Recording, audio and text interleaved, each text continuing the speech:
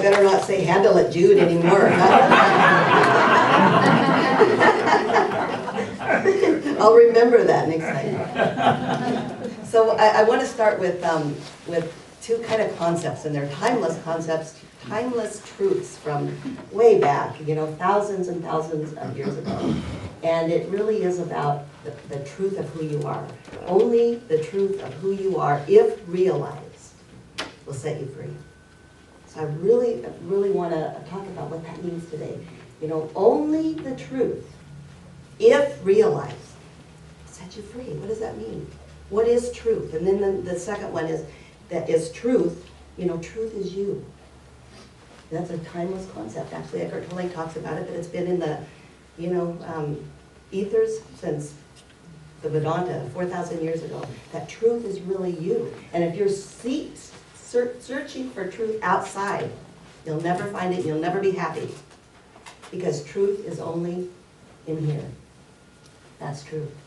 So T, capital T, truth. We're talking about maybe a relative truth is our humanity, what's going on in your lives. And then the absolute truth is the truth and the beauty and the love and the wisdom and the creativity of who you are. And every one of us has that essence within us. To the amount that we can realize it, to the amount that we can recognize it and move and have our being in it in this world. And that's so huge. To the minute that we realize it, it changes our life. It changes our life. So what is truth?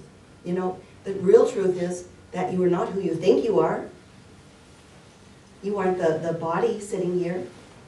That's a part of it. But the real truth is that you are the aliveness within. You are the one that looks through the mirror and says, who is that?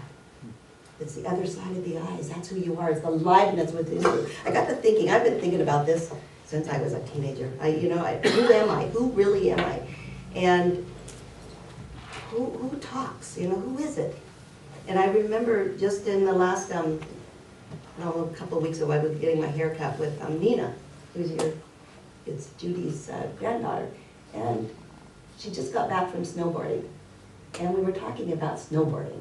And I got to thinking about this. And she said, when I get up on the snowboard, I had to go through all this struggle. And I couldn't do it. And it was hard. And it wasn't very comfortable. But when I finally got up and I slid down, there was this feeling of exhilaration. And there was this feeling of aliveness within me. And I said, I know what you mean. Because I did that too when I was, 30 years old. I think I started to ski. And I couldn't get up. And I hated it. And I didn't want to do it. And I'm relating this to our lives because sometimes our lives are like this. I don't want to do it anymore. It's too hard. And then finally you get up and you learn how.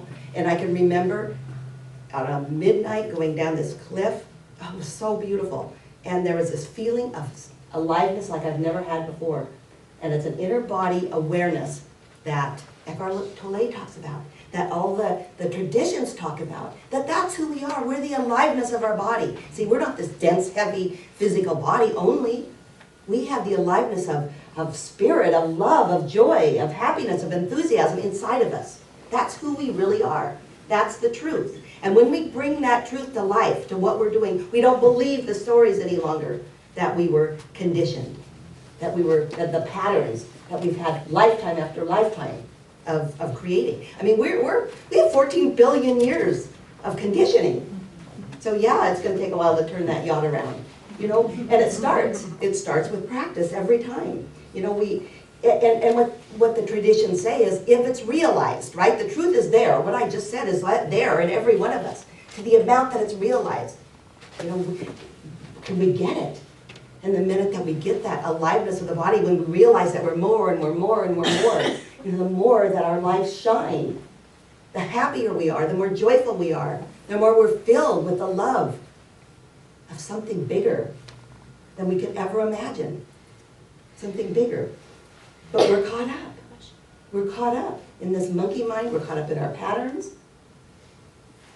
Someone once said to me, don't let this disturb the calm peace of your soul. And every time something happens to me, I think about that saying, the calm peace of my soul. Don't let what's going on in your life disturb the calm peace of your soul. Because there's a piece of you that is so still and beautiful that can't be rocked. No matter what happens. No matter what happens. And free. What's free? You know? What does freedom mean to you? Freedom is that calm peace of the soul, no matter what you're going through in life. It's the freedom to be okay. It's the freedom to be who you are without story. Or even with story. I mean, we all have stories, and they're great. I love hearing them. We hear them all the time. And they're wonderful. As long as you don't attach and think that's who you are. And you know that you're more. And you don't listen to what other people say, but you know. You listen to what's in here. We don't listen to our patterns.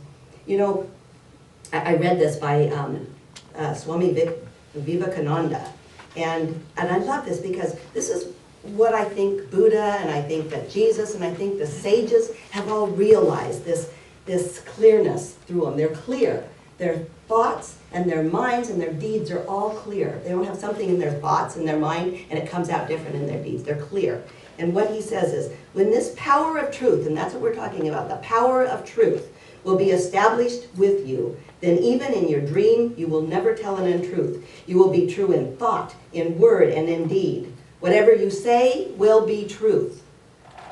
You may say to a man, be blessed, and that man will be blessed. If a man is deceased, is diseased, and you say to him, be thou cured, he will be cured immediately. See, what he's saying is that thoughts and words manifest immediately when you have. That's what happened to Jesus. I mean, Jesus had no impure thoughts. When he said, be cured, everybody was cured. Because he was clear in his mind. He knew the power of truth. And that's what this talk is about, is knowing your power of truth. That we too can do those things to the extent that we can realize it. To the extent that we know who we are. And we know we aren't the pain and the stuff that we go through in life. See, what we put out there comes back, doesn't it, to us? You know, there's a story, and I'm sure you've heard it, but I love it, and it always reminds me, but it's a story about a little boy and his dad who were walking through the forest, and the little boy falls, he hurts his leg, and he yells out, ow!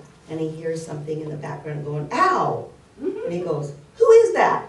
In the background, who is that? And he goes, you're a coward!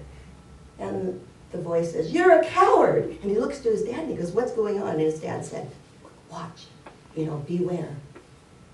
And he goes, you are wise.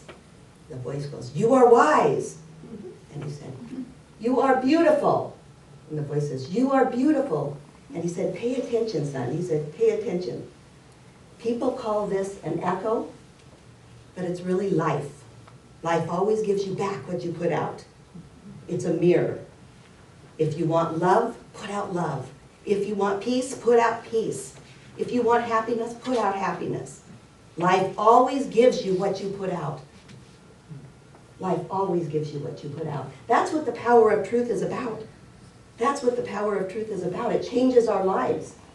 When you put out the power of truth, which is love, wisdom, joy, when you put that out, it comes back to you. We talked to many people through the week. This week, exceptionally, we've had a couple of clients from our other business, and we've counseled with them. We've counseled with people here. We counseled with a lot of people, and we listen to their stories. We listen to their stories, and our response is usually the same to everybody, is that you aren't the story, that you are the power of truth beyond the story. We had 2 domestic violences cases this week. One was a wife who turned in her husband for hitting her, and the other one was a mother who called because her girlfriend, the mother's son had a girlfriend, and they got into an altercation, and we were bail agents, so we got called to go bail them out, right? So as we were talking to him, the story went on and on about this and about that and how it goes. And what we had to see was their essence. You aren't your story. Yeah, there's things you can do, but the power of truth knows that you're more than the story. You're more than the addiction. You're more than the stuff that you're going through. That's what we all have in common, is the power of truth, the power of truth. It shines on all of us the same. Nobody has any more power of truth than anybody else. They just realize it more, because it's the power of intelligence. And it's shined on all issues in your life. So whatever you're going through, your power of truth will heal it when you realize it. When you realize it. How do you do this, you know? See, it's funny, I'm looking down at my notes here, and I have to say it says, space allows pot to manifest. Okay? And I'm thinking, what? And I'm thinking power of truth, P-O-T, right? The power of truth. So you can think of it that way, you can remember. Pot. You need space, right, to have pot grow. Remember this in your mind. You need space to have pot grow, okay? Because that's what you need, space to have the power of truth grow in your life, right?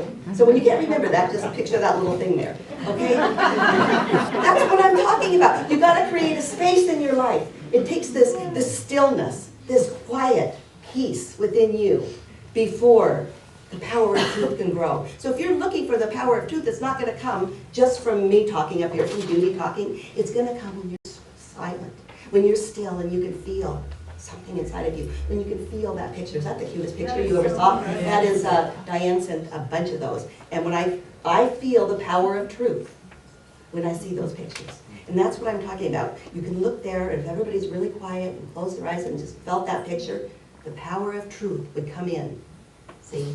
That's the space I'm talking about. When we create the space, the power of truth comes. And with that power of truth, the more that you can sustain it, the more you can heal your life, the more you can walk in it, the more that you can, you know, work with it in your life. We're having this visioning on, when is it, Wednesday night? And I was thinking about the power of truth. And many of you know what visioning is. Many of you don't, maybe. But visioning is the power of truth. It's this energy that is tapped into when we are silent, when there's a space, a stillness inside of us. And together we vision, and together we create this incredible space. And when that incredible space is tapped into, there is this field of the power of truth that is open for us to grab the ideas of God, basically, put kind of in a weird way. It's like feeling the power of God come through you in visions and sometimes in writing, whatever. We'll see what happens on Wednesday night. But do it in your own life. You know, that's what this call is about to you. This is prayer is about feeling the power of truth in your life by creating that stillness within, by letting go for a while of those thoughts, of that monkey mind, just sitting down, being very present, and letting the power of truth run through you. That's my prayer for each of us, is that we can create this space, that we can create the space for the power of truth, which is the power of love, to run through us. And so the power of love is the same. Love, truth, it's the same thing. My prayer for each of us is that we do embrace who we are, our humanity, and we express the power of truth, which is our divinity. Thank you.